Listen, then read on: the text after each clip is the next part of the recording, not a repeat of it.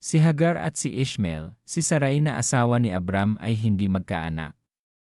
May alipin siyang babae na taga-Egypto na ang pangalan ay Hagar.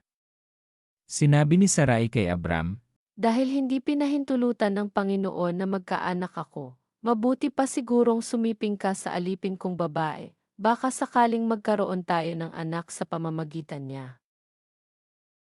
pumayag si Abram sa sinabi ng kanyang asawa. Kaya ibinigay ni Sarai si Hagar kay Abram para maging asawa nito. Nangyari ito matapos manirahan si Abram sa Kanaan ng 10 taon, at nagbuntis nga si Hagar. Nang malaman ni Hagar na buntis siya, hinamak niya si Sarai.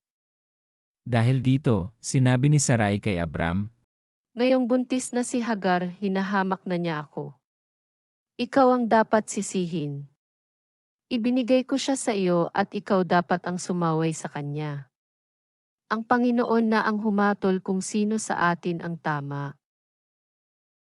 sumagot si Abram, Kung ganoon, ibabalik ko siya sa iyo bilang alipin mo at bahala ka kung ano ang gusto mong gawin sa kanya.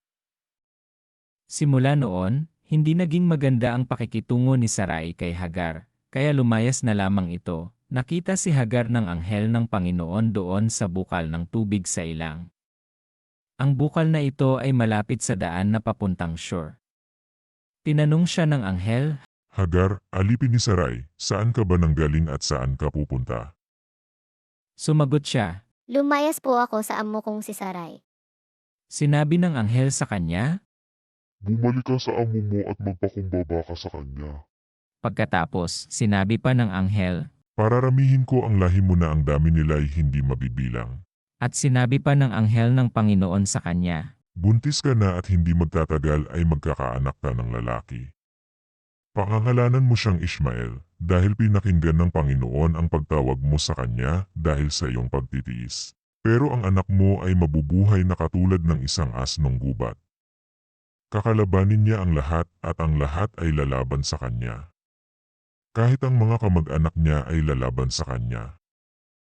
tinawag ni Hagar na Diyos na nakakakita ang pangalan ng Panginoon na nakipag-usap sa kanya, dahil sinabi niya, Tunay bang nakita ko ang Diyos na nakakakita sa akin sa lugar na ito?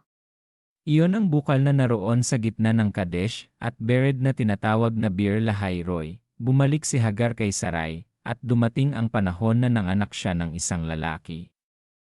Pinangalanan ni Abram ang bata na Ishmael. Nasa 86 na taong gulang si Abram nang ipinanganak si Ishmael.